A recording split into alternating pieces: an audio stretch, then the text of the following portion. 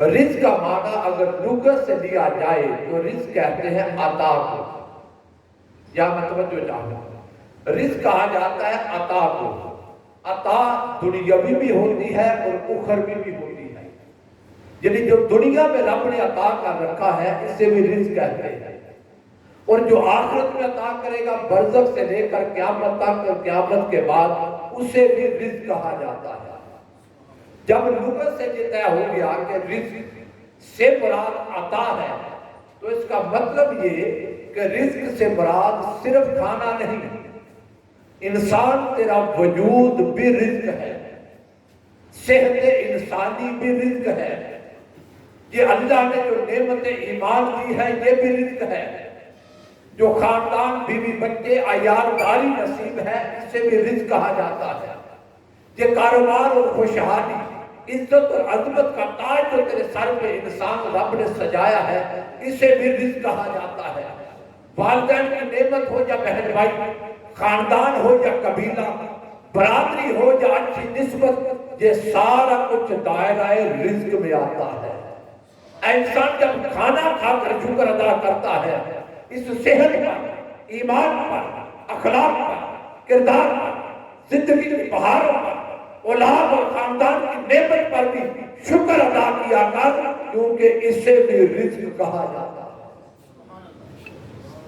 یہ رزق کی دو قسمیں ہیں، جس طرح رب دنیا میں دیتا ہے اسی طرح آخرت میں بھی عطا کرتا ہے۔ تو میں نے عرض کیا رزق کی بنیادی طور پر دو قسمیں ہیں، ایک رزق حسن ہے، دوسرا رزق غیر حسن۔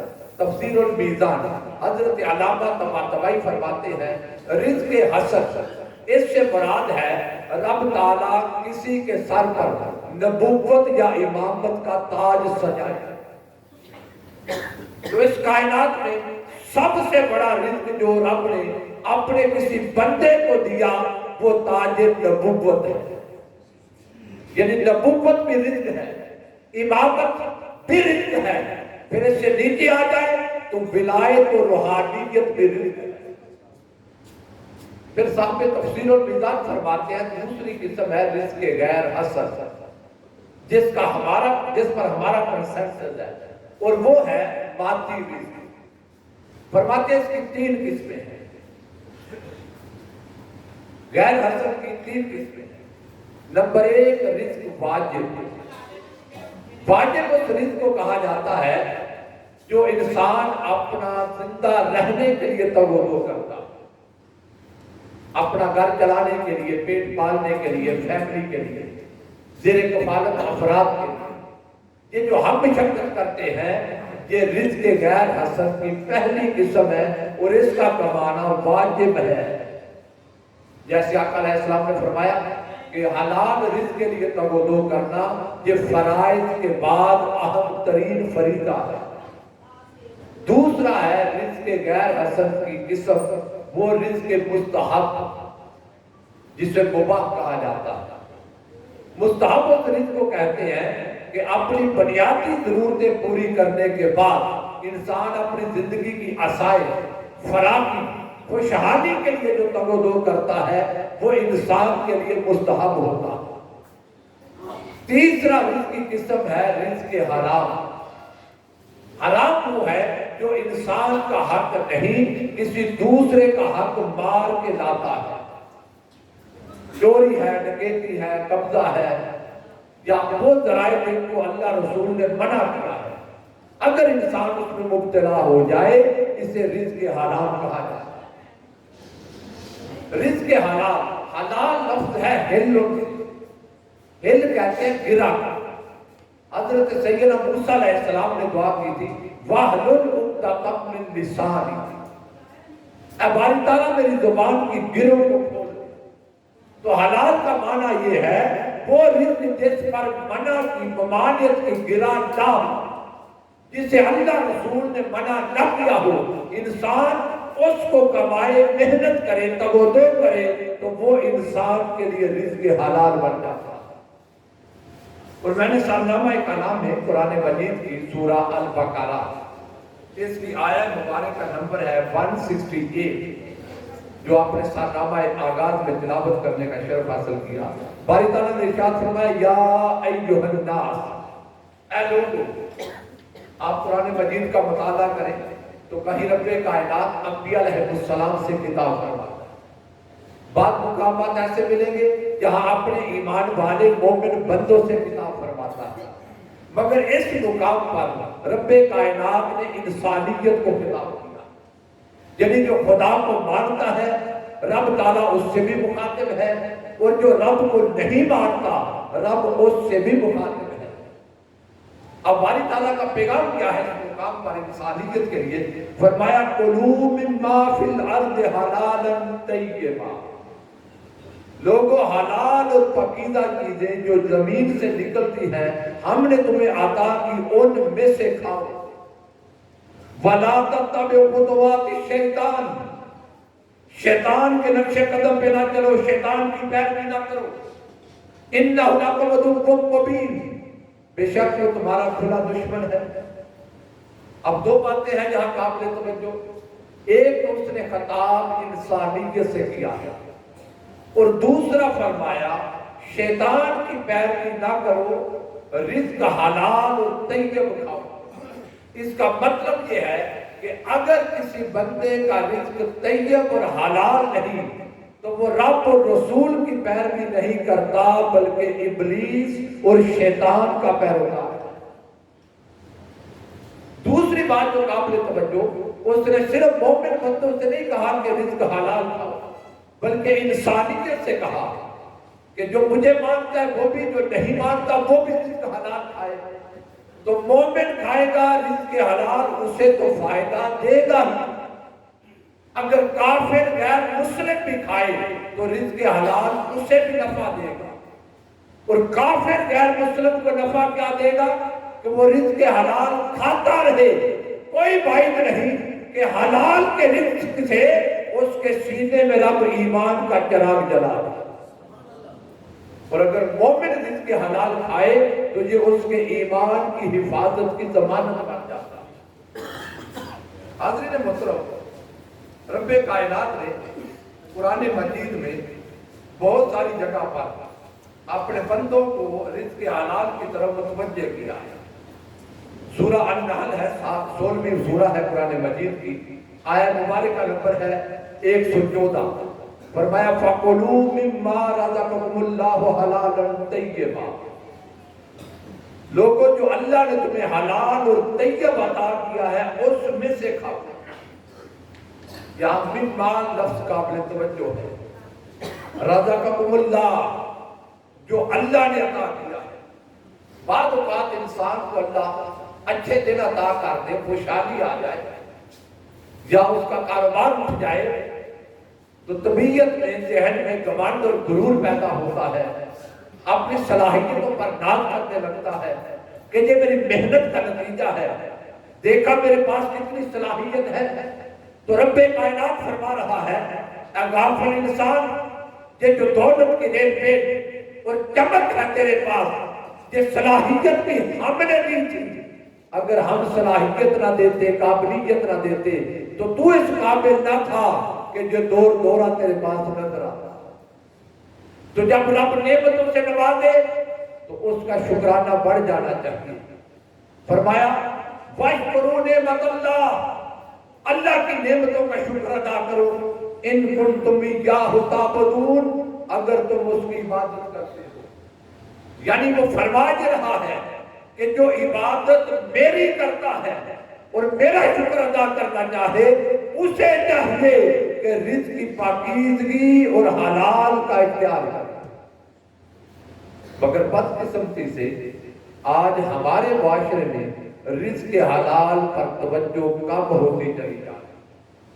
آقا علیہ السلام نے ارشاد فرمایا کہ ایک زمانہ آئے گا، بخاری شریف سے یہ ابو ہریرہ رضی اللہ تعالیٰ روایت کرتے ہیں، یاتی علی الناس زمان لا یبالی المرء ما اخذ منہ من الحلال ام من الحرام. آقا علیہ السلام نے فرمایا انسانوں پر ایک زمانہ ایسا بھی آئے گا کہ یہ غور بھی نہیں کریں گے ان کے پاس آنے والا رزق حلال ہے یا حرام ہے. آج یہ معاشرہ اس قدر گرتا چلا جا رہا ہے اور اندھے کنویں کی طرف ہم بڑھ رہے ہیں. ہماری دوڑ لگی ہوئی ہے مقابلے کی.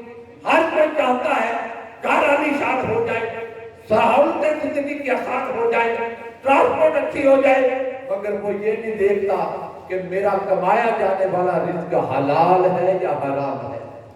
اس مسابقت میں کمائی کی دوڑ میں اور رزق اکٹھا کرنے کی دوڑ میں انسان کو ایمان کے زوال اور بربادی کی طرف انسان چلا جا رہا ہے. پھر حاضرین و سامعین، تفسیر ابن کثیر بڑی معروف تفسیر ہے. یہاں سے ایک روایت پیش کر رہا ہوں، بڑی قابل توجہ. حضرت سعد بن ابی وقاص رضی اللہ تعالیٰ عنہ آقا علیہ السلام کے معروف صحابی ہیں.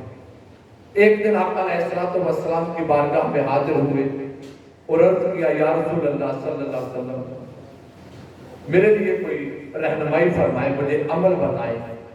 میں چاہتا ہوں میں دعا کروں تو رب کائنات میری دعا کو قبول فرما اور میں مستجاب الدعوات پاتا. مستجاب الدعوات کہتے ہیں جس بندے کی رب دعا کی لاج رکھ لیتا ہے. وہ جب ہاتھ اٹھا دے تو رب اس کی دعا پوری کر دیتا ہے. آج یہ حدیث سن کے ہمارے من میں بھی ایک خواہش پیدا ہو سکتی ہے کہ کاش ہم بھی ایسے مقام پر آ جائیں اور ایسے طبقے میں شامل ہو جائیں کہ ہم بھی مستجاب الدعوات ہو جائیں. جو آقا علیہ السلام نے رہنمائی سعد بن ابی وقاص کی تھی، ان کے وسیلے سے یہ ہماری بھی ہے. اگر اس فرمان پر ہم بھی عمل کریں گے تو اس درجے کی طرف آج ہم بھی بڑھ سکتے ہیں.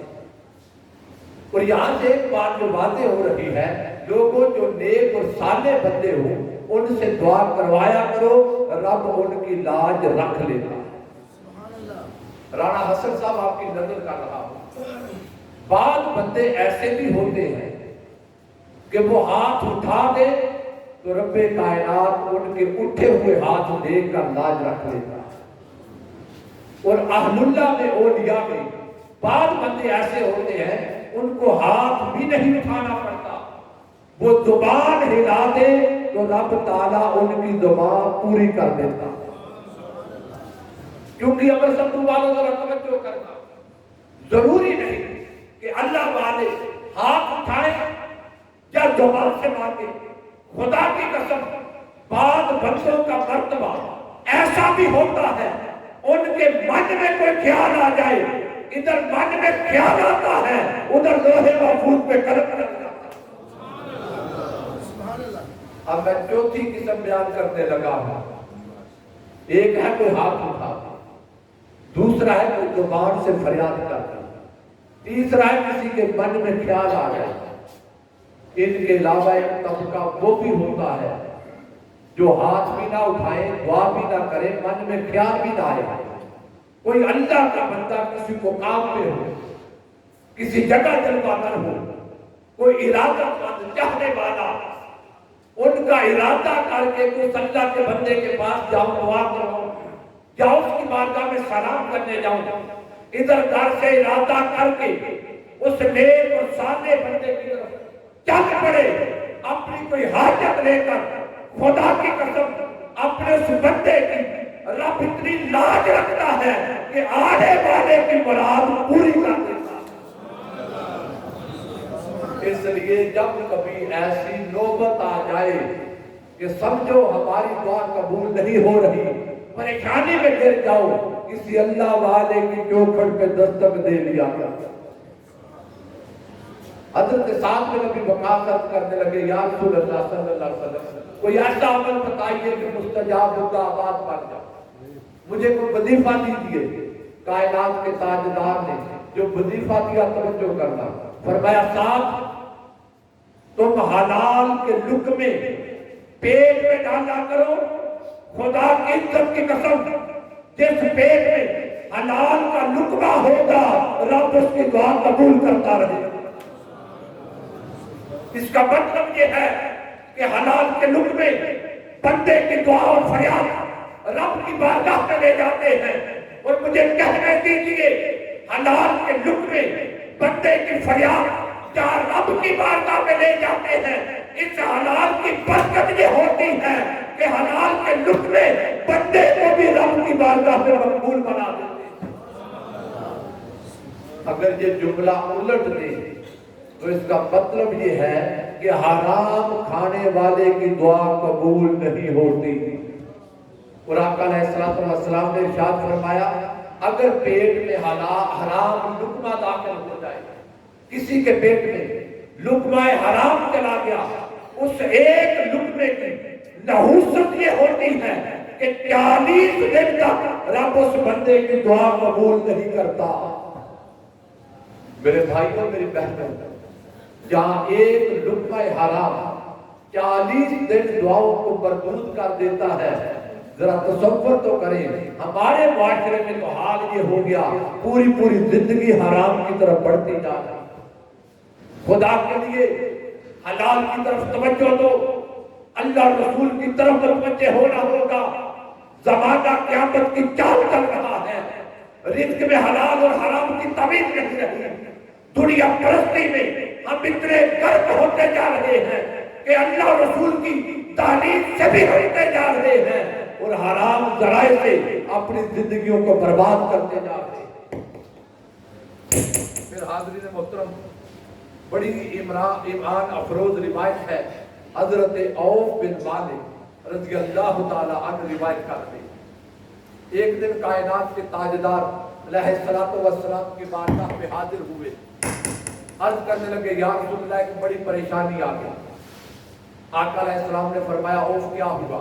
توجہ کر، عرض کیا یا رسول اللہ صلی اللہ علیہ وسلم میرا جوان بیٹا میدان جنگ میں تھا، مسلمان اور کافر آمنے سامنے تھے، میرا بیٹا کافروں کے ہتھے چڑھ گیا اور کافر اسے گرفتار کر کے لے گئے۔ جوان بیٹے کی پریشانی ہے، خدا جانے میرے بیٹے کا کیا بنے گا۔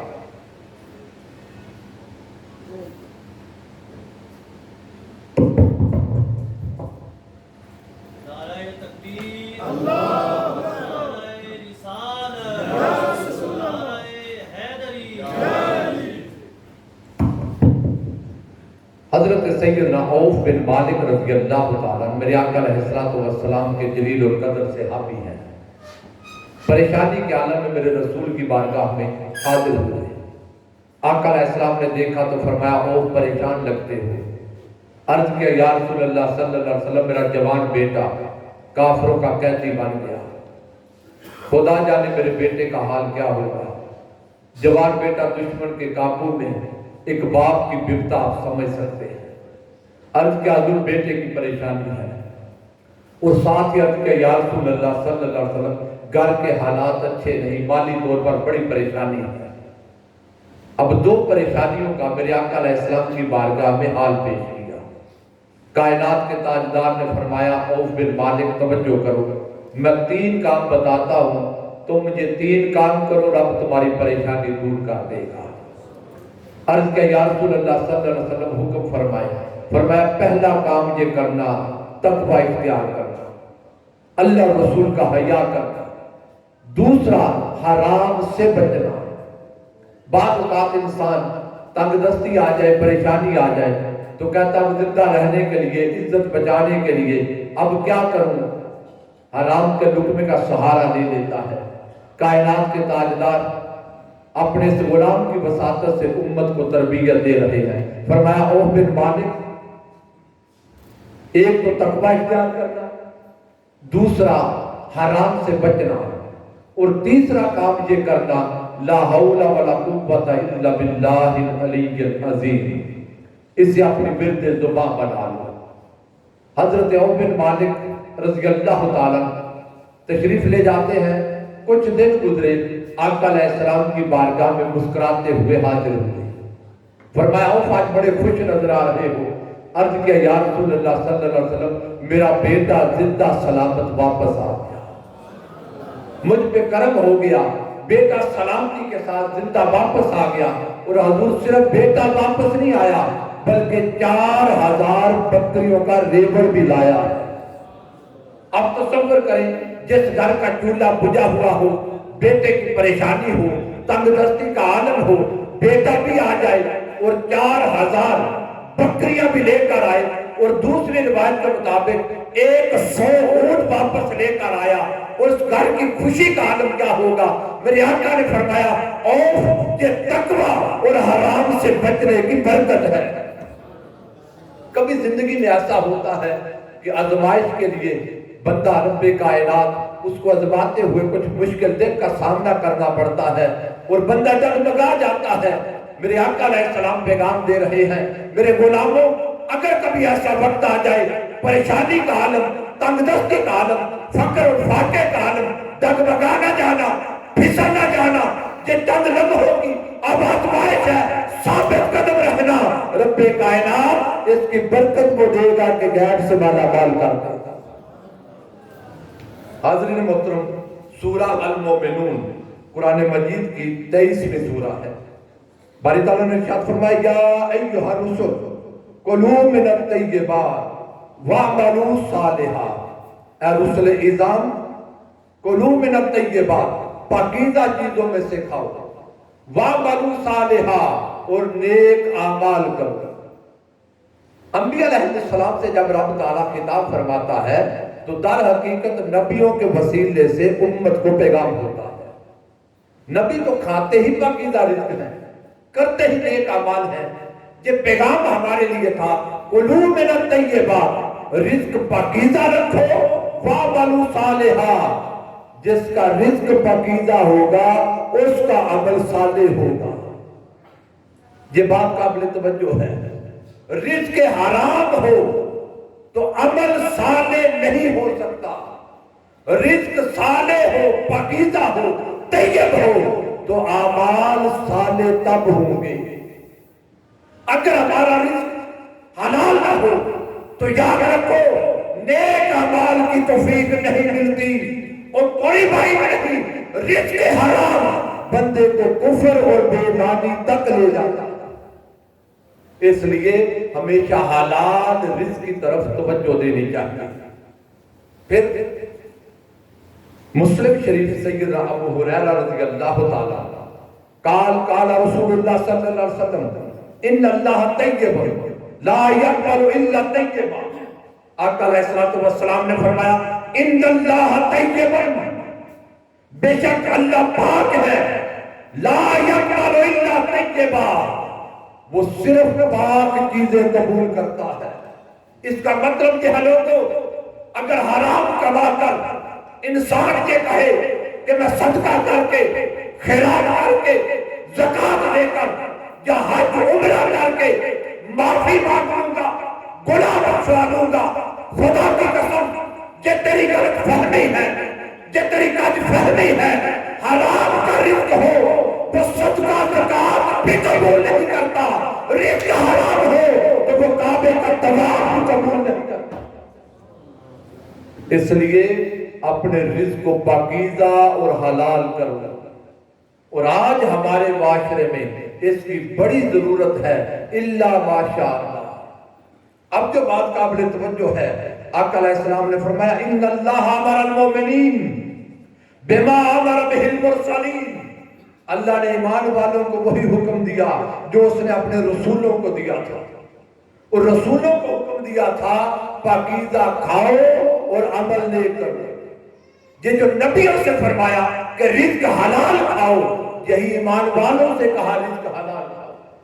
اب یہ ارشاد فرما کر میرے آقا علیہ السلام نے جو ارشاد فرمایا ثم ذکر رجل یطیل السفر اشعث اکبر یمد یدیہ الی السماء یا ربی یا ربی ومطعمہ حرام ومشربہ حرام وملبسہ حرام فغذی بالحرام۔ میرے آقا علیہ السلام نے فرمایا کوئی بندہ لمبا سفر کر کے جائے اور بال گردآلود ہو جائے، راستے کی ہوائیں آندیاں اس کے بالوں کو پراگندہ کر دے، سفر لمبا کر کے آئے اور اس کے اللہ کی بارگاہ میں دامن برات پھیل جائے، آواز دے یا ربی یا ربی، اے میرے پروردگار اے میرے پروردگار۔ میرے آقا نے فرمایا اس کا لباس حرام ہے، اس کا کھانا حرام ہے، اس کا پینا حرام ہے۔ جب اس کا کھانا پینا لباس حرام ہوگا بتاؤ رب اس کی بات کیسے قبول کرے؟ وہ سفر لمبے کر لے، حج عمرہ بھی کر لے، اللہ علیہ بھی کرتا رہے، اللہ کے حضور فریادیں بھی کرتا رہے تو میرے رسول نے فرمایا رب اس کی دعا قبول نہیں کرے گا کیونکہ اس کا رزق حلال نہیں ہے۔ عزیزان محترم، پھر آئیے اسعد الغابہ، بڑی ایمان افروز روایت، اور آج کی اس مجلس میں محنت مشقت کرنے والے مزدور کے لیے یہ حدیث پاک بڑی قابل توجہ ہے، بڑی معروف حدیث اور بڑی معروف حدیث کی کتاب۔ آقا علیہ السلام کے پاس حضور کے ایک غلام حضرت جابر رضی اللہ تعالیٰ، ثاقب بٹی صاحب اور اصغر ساجد صاحب جی آپ کی نظر کا رہا، حضرت جابر رضی اللہ تعالیٰ میرے آقا علیہ السلام کے دربار عالی شان میں حاضر ہوئے اور آقا علیہ السلام سے مصافحہ کیا، سلام کیا۔ جب آقا علیہ السلام سے ہاتھ ملایا، کائنات کے تاجدار کے ہاتھوں میں ہاتھ آیا علیہ السلام، تو آقا علیہ السلام نے دیکھا اس کا ہاتھ کچھ سخت تھا، حضرت جابر کا کھردرا تھا۔ آقا علیہ السلام نے پوچھا جابر اس ہاتھ کو کیا ہوا، بڑا سخت ہے؟ عرض کیا یا رسول اللہ غریب آدمی ہوں، مزدور، نال بندی کا کام کرتا ہوں، بیلچا چلاتا ہوں، اس مزدوری کی وجہ سے میرا ہاتھ سخت ہو گیا، جیسے جٹ زمیندار کے ہاتھ پہ چانڈیاں پڑ جاتی ہیں۔ آپ تصور کر سکتے ہیں مزدور کے ہاتھ کی سختی۔ اب توجہ کرنا میرے آقا علیہ السلام کے فرمان پر، جب میرے رسول نے ہاتھ ملایا، ہاتھ سخت تھا، پوچھا جابر اس ہاتھ کو کیا ماجرا ہے، سخت کیوں ہے؟ عرض کیا حضور مزدور آدمی ہوں، کائنات کے تاجدار نے جابر کا ہاتھ قریب کیا، میرے نبی کے غلاموں ذرا توجہ کرو، وہ کائنات کے تاجدار جن کے نالین کائنات میں ساری دنیا میرے نبی کے جوڑوں کو بوسے تھے، اور صرف انسان نہیں رب کا عرش بھی میرے نبی کے جوڑے میں، وہ رسول ایک مزدور کے ہاتھ کو بوسہ دے رہا ہے، اور کائنات کے تاجدار نے اس مزدور کے ہاتھ کو بوسہ دے کر جو جملے ارشاد فرمائے، فرمایا ہاذہ ید لا تمسها النار، اے مزدور مبارک ہو، یہ وہ ہاتھ ہے جسے جہنم کی آگ کبھی چھو نہیں سکتی۔ نعرہ تکبیر، نعرہ رسالت، سیدی مرشدی، گنبد خضرا خاک تحفظان، رزق حلال کی خاطر بھاگ دوڑ کرنے والوں، مشقتیں اٹھانے والوں، خدا کی عزت کی قسم میرے نبی کا فرمان سنو، میرے آقا نے فرمایا جب بندہ وضو کرتا ہے ادھر اعضائے بدن پہ پانی گرتا ہے، اس جسم کے حصے کے گناہ دھل جاتے ہیں۔ آپ نے حدیثوں رکھی ہے، پڑھ رکھی ہے، علماء بیٹھے ہیں، چہرے پہ پانی گرتا ہے، چہرے کے گناہ دھل جاتے ہیں، ہاتھوں پہ پانی پڑتا ہے، ہاتھوں کے گناہ دھل جاتے ہیں، پاؤں پہ پانی پڑتا ہے، پاؤں کے گناہ صاف ہو جاتے ہیں۔ میرے آقا نے فرمایا کچھ گناہ وہ ہوتے ہیں جو وضو سے نہیں دھلتے، غسل سے دھلتے ہیں، کچھ گناہ وضو سے معاف ہوتے ہیں، کچھ گناہ غسل سے معاف ہوتے ہیں، اور پھر میرے نبی علیہ السلام نے فرمایا کچھ وضو اور غسل سے نہیں ہوتے بلکہ عبادت سے، توبہ سے، استغفار سے ہوتے ہیں۔ اب توجہ کرنا، کچھ گناہ وضو سے معاف ہوتے ہیں، کچھ غسل سے معاف ہوتے ہیں، کچھ توبہ سے معاف ہوتے ہیں، کچھ عبادت سے معاف ہوتے ہیں، کچھ نماز اور زکات سے معاف ہوتے ہیں۔ حضور نے فرمایا کچھ گناہ وہ ہوتے ہیں جو توبہ اور عبادت سے بھی معاف نہیں ہوتے، جو توبہ اور عبادت سے بھی معاف، یا رسول اللہ وہ کیسے معاف ہوں گے؟ فرمایا جب رزق حلال کے لیے بندہ بھاگ دوڑ کرتا ہے، مشقت اٹھاتا ہے، راستے میں جو تکلیفیں آتی ہیں ان تکلیفوں پر ادھر بندہ صبر کرتا جاتا ہے، ادھر رب اس کے گناہ مٹاتا جاتا ہے۔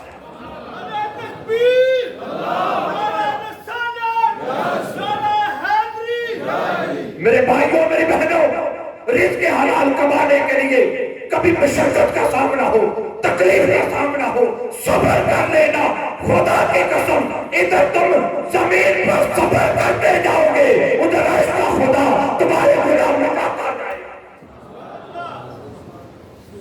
پھر کائنات کے تاجدار علیہ الصلوۃ والسلام کی بارگاہ میں ایک صحابی آ گیا، عرض کرنے لگا یا رسول اللہ صلی اللہ علیہ وسلم، بڑا پریشان حال ہو کر کا چولہا بجھ گیا، کچھ کرم فرمائیں۔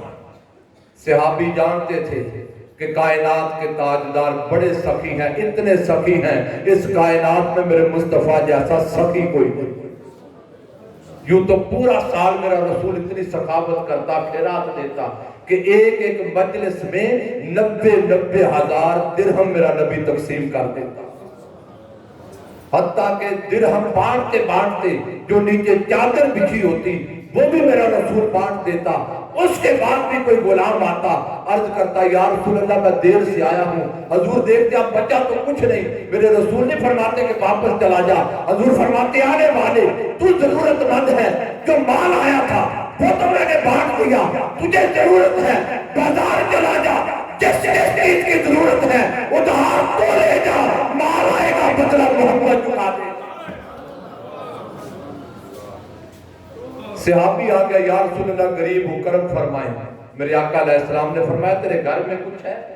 اس نے عرض کیا حضور ایک تو ٹکڑا ہے کھال کا چمڑے کا، اسے چٹائی بناتے ہیں، دن میں گھوڑے کو اس پہ چارہ ڈالتے ہیں، کام کرتے ہیں چٹائی کے طور پر، اور شام سردی ہو جائے تو اوپر اوڑھ لیتے ہیں۔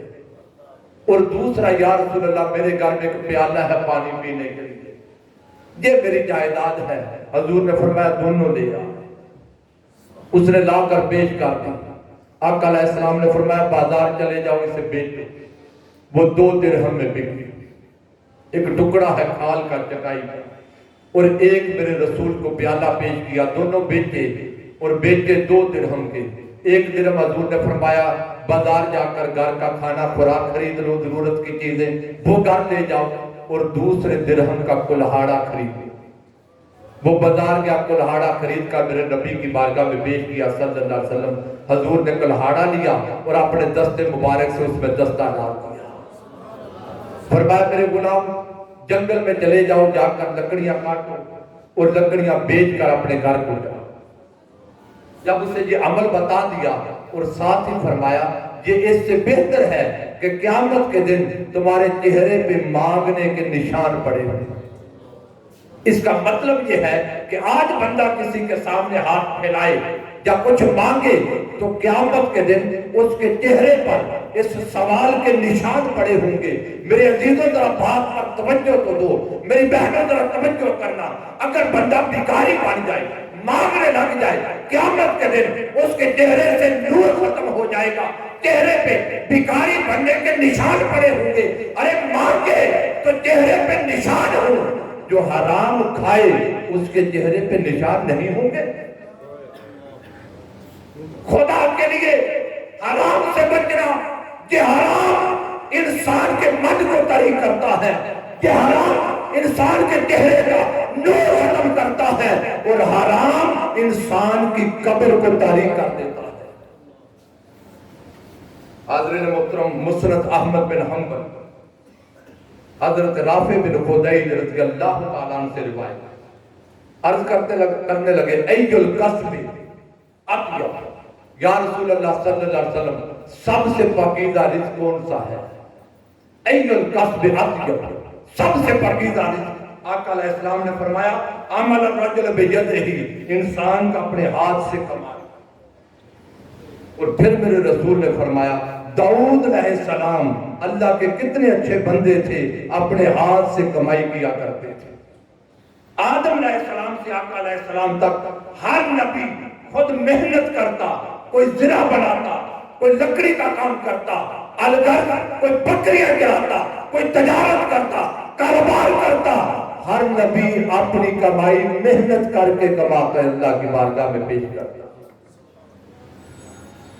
اب بڑی ایمان افروز روایت پیش کرنے لگا ہوں، توجہ کیجئے۔ ابن عباس رضی اللہ تعالیٰ عنہما قال رسول اللہ صلی اللہ علیہ وسلم من امسا قالا من عمل یدہ امسا مغفور اللہ۔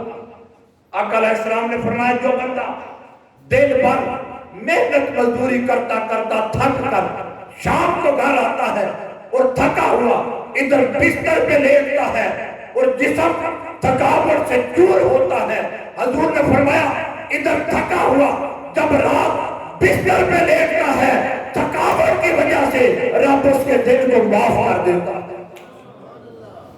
رزق حلال کے لیے جو محنت کرتے تھک جاتے ہیں اس کے صدقے رب ان کے گناہ مٹاتا جاتا ہے۔ حاضرین محترم، مشکات شریف آقا علیہ السلام نے فرمایا وہ گوشت کا ٹکڑا جسم کا وہ حصہ، اور وہ جسم اور گوشت جنت میں داخل نہیں ہوگا جو حرام سے پلا ہوا ہے۔ اب آخری حصہ ہماری گفتگو کا تھا رزق حلال اور اس کی برکت۔ حلال میں برکت کیسے ہوتی ہے اور برکت کسے کہتے ہیں؟ برکت کہتے ہیں نمو کو، کسی چیز کے بڑھ جانے کو، وہ چیز بڑھ جائے یا اس کا نفع اور فائدہ بڑھ جائے اسے برکت کہا جاتا ہے۔ برکت کے لیے میں دو آپ کے سامنے احادیث مبارکہ ایک پیش کروں گا اور پھر اس کی تائید میں اپنے بزرگوں کا ایک فرمان اور زندگی کا معمول دوں۔ سیدنا موسیٰ علیہ السلام اللہ کے جلیل القدر پیغمبر ایک دن گزر رہے ہیں، ایک گھر میں ایک جوڑی ہے میاں بیوی۔ انہوں نے دیکھا کہ موسیٰ علیہ السلام جا رہے ہیں، حالات اچھے نہ تھے گھر کے، فاقوں میں زندگی تھی، تو سوچا موسیٰ علیہ السلام کی بارگاہ میں فریاد کرتے ہیں، رب سے ہم کلام ہوتے ہیں، ہماری فریاد موسیٰ علیہ السلام رب کی بارگاہ میں پیش کرتے ہیں۔ میاں بیوی حاضر ہوئے موسیٰ علیہ السلام کی بارگاہ میں، عرض کرنے لگے اللہ کے نبی ہماری ایک پریشانی ہے، رب سے دعا کر دو۔ بڑی ایمان افروز روایت ہے۔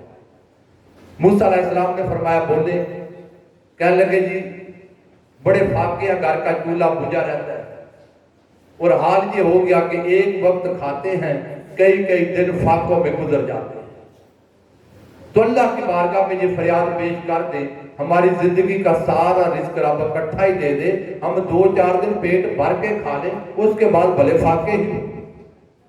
موسیٰ علیہ السلام رب کی بارگاہ میں طور پہ حاضر ہوئے، عرض کیا مولا تیرے فلاں بندے نے یہ فریاد بھیجی تھی۔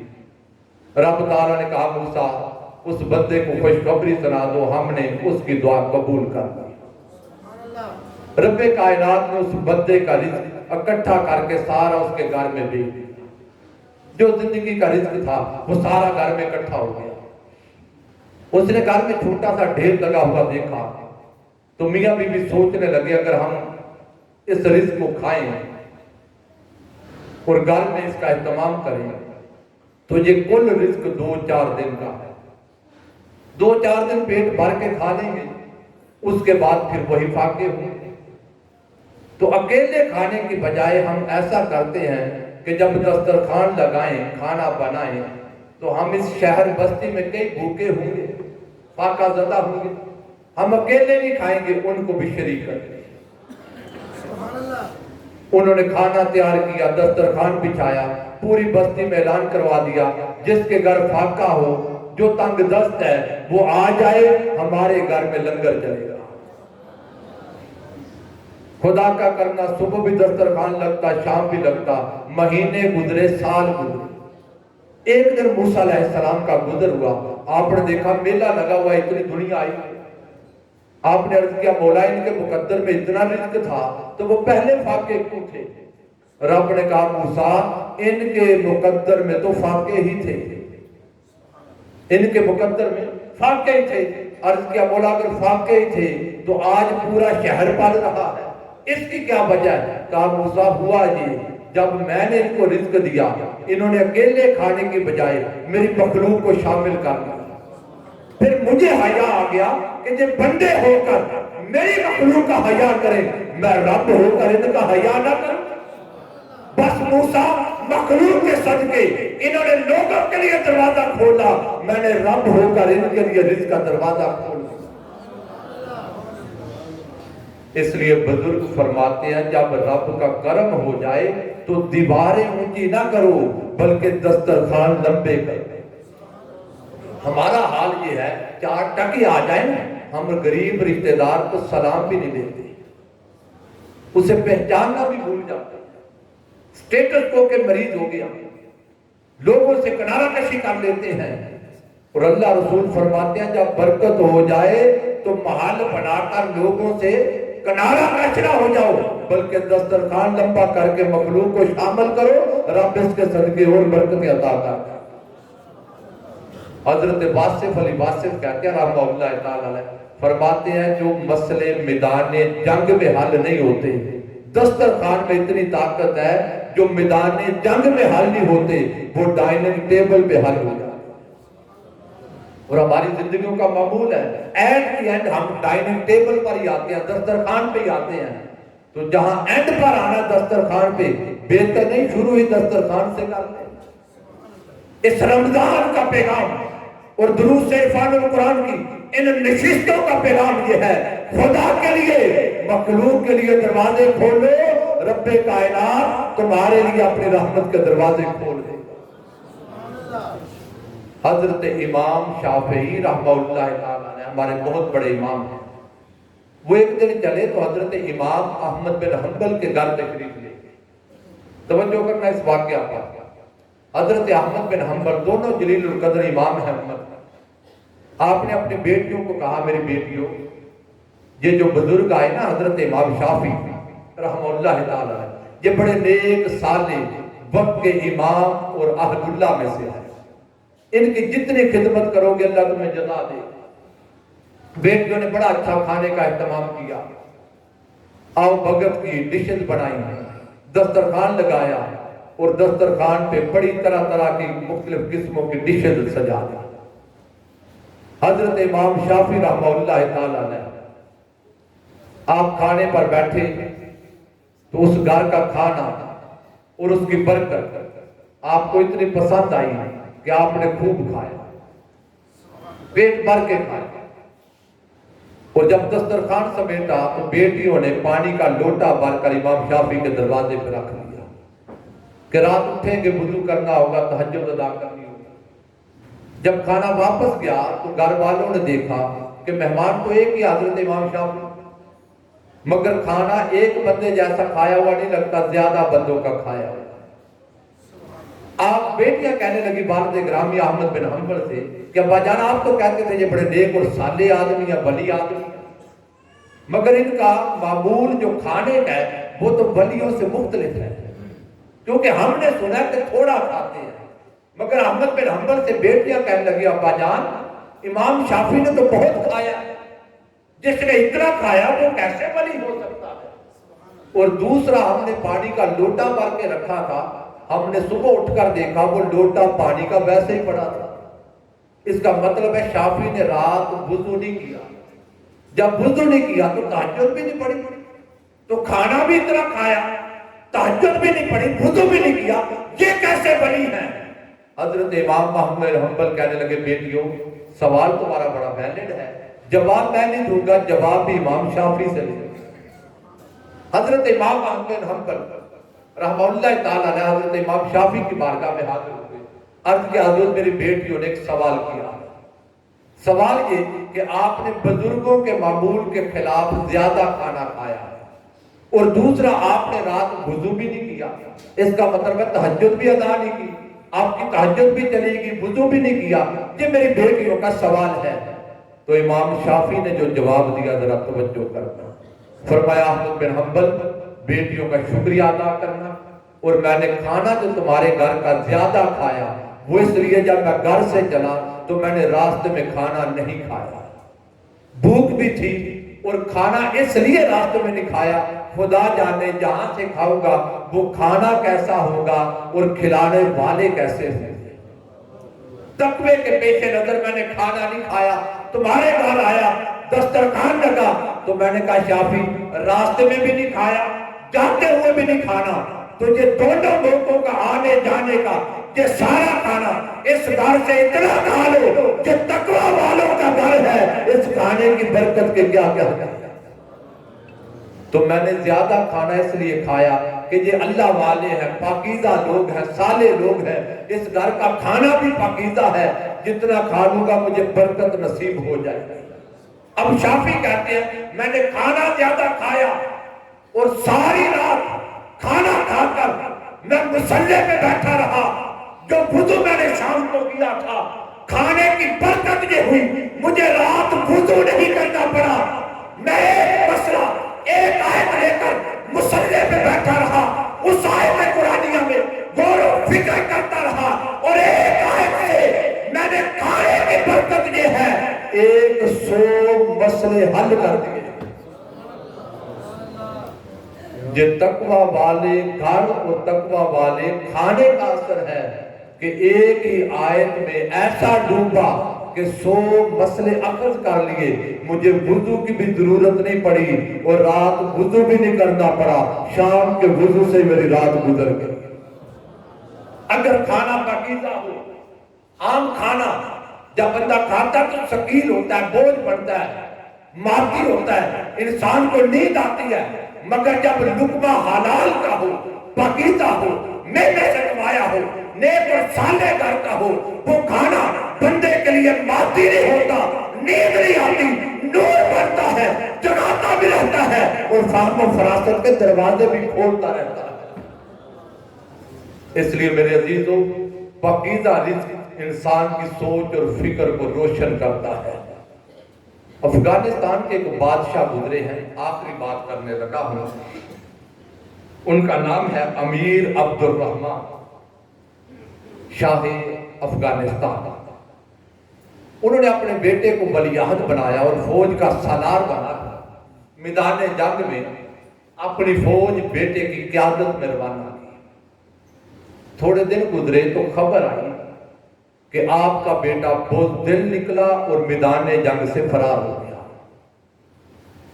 بادشاہ بیچارہ شرمندہ ہوا کہ میرا بیٹا اتنا بزدل کہ میدان جنگ چھوڑ کے بھاگ گیا۔ گھر آیا تو اپنی بیوی سے یہ بات شیئر کی کہ مجھے خبر آئی ہے ہمارا بیٹا بزدل نکلا، میدان سے بھاگ گیا، ہماری عزت کا جنازہ نکل گیا۔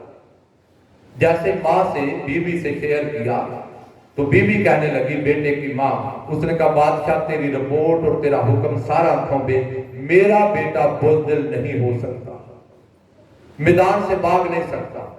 بادشاہ خاموش ہو گیا۔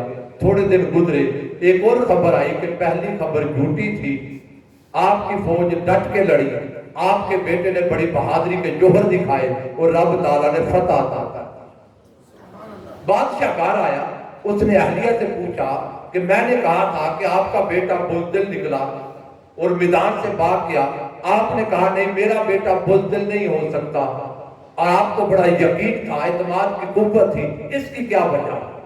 اس نے کہا بادشاہ سلامت، جب تک بیٹا میرے پیٹ میں تھا میں نے کبھی حرام کا لقمہ پیٹ میں نہیں جانے دیا، اور دوسرا کام، جب تک بیٹا دودھ پیتا رہا میں نے وضو کے بغیر بیٹے کو دودھ نہیں پلایا۔ جس ماں نے بیٹے کو دودھ وضو کے ساتھ پلایا ہو اور پیٹ میں حرام کا لقمہ نہ جانے دیا ہو، وہ بیگم کہہ رہی ہے بادشاہ کی کہ وہ بیٹا بزدل نہیں ہو سکتا۔ جرت اس کے خون میں رکھ بس گئی۔ ارے عزیزوں، میری بہنوں، میری ماں، میری بیٹیوں، میرے بزرگوں، اگر کوئی صدیوں بعد لقمہ حلال کا کھائے، باوجود بیٹے کو دودھ پلائے، بیٹا ڈٹ کے لڑتا ہے، تو کیوں سلام نہ کرے اس ماں کو جس نے ساری زندگی مصلے پہ گزاری ہو، تقویٰ میں، طہارت میں گزاری ہو، ماں سیدہ فاطمہ ہو، بیٹا کربلا جائے تو اسے ڈگمگا کیسے سکتا ہے؟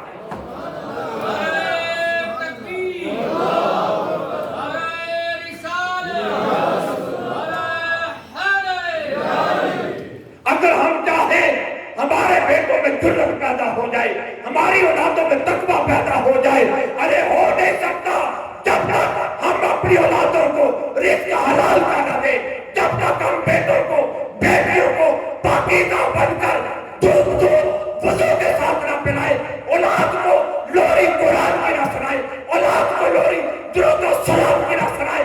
خدا کی قسم، جس جسم میں لقمے حلال کے ہوں، جس کے لوری قرآن اور درود مصطفیٰ ہو، وہ میدان جنگ میں علی اصغر کو دے دے گا مگر ڈگمگا نہیں سکتا۔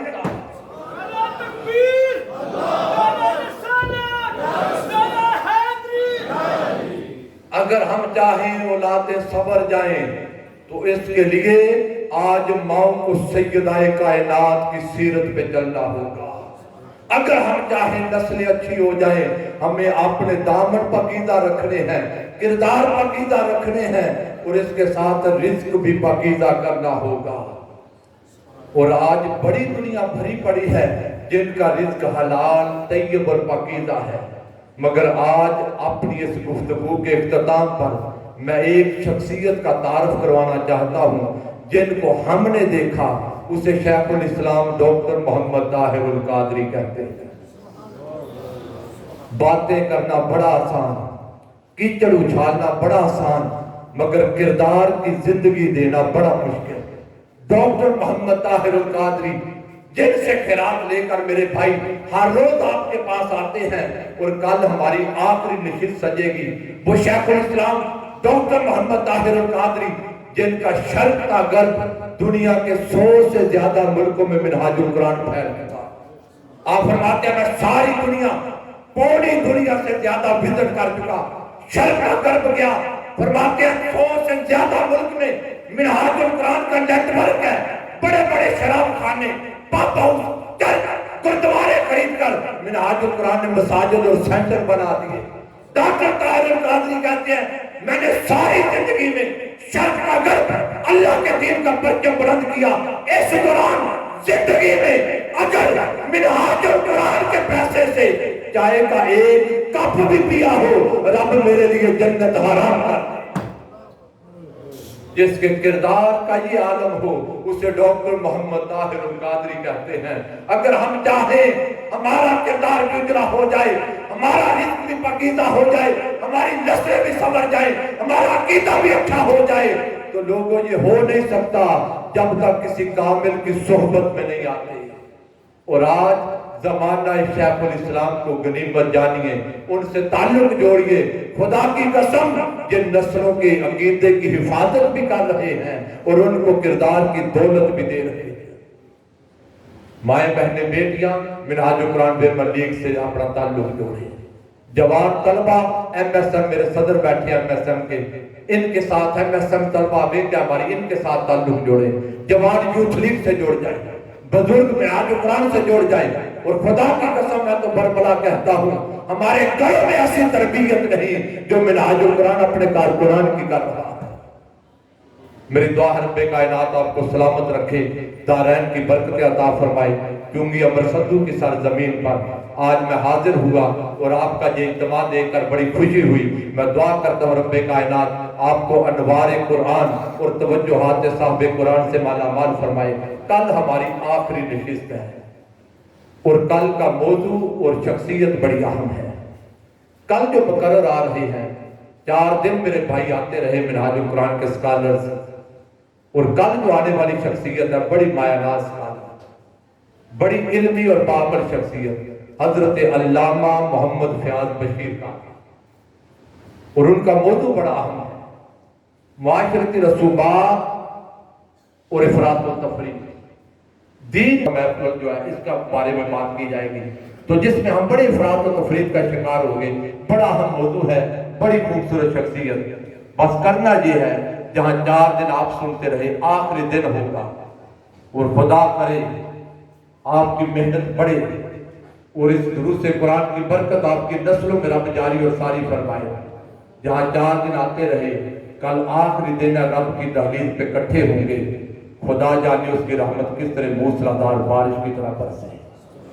اس بارش کو سمیٹنے کے لیے اور اپنے من کو اجلا کرنے کے لیے میں بہنوں بیٹیوں سے کہوں گا اور بہنوں کو دعوت دیں، اور بھائیوں سے کہوں گا اور گلی محلے کے لوگ عزیز رشتہ دار ان کو بھی لائیں، تاکہ کل آخری نشست ہے، اس نشست کا فیض ہر بندے کو نصیب ہو جائے۔ میری دعا رب کائنات سلامت رکھے، وما علینا الا البلاغ۔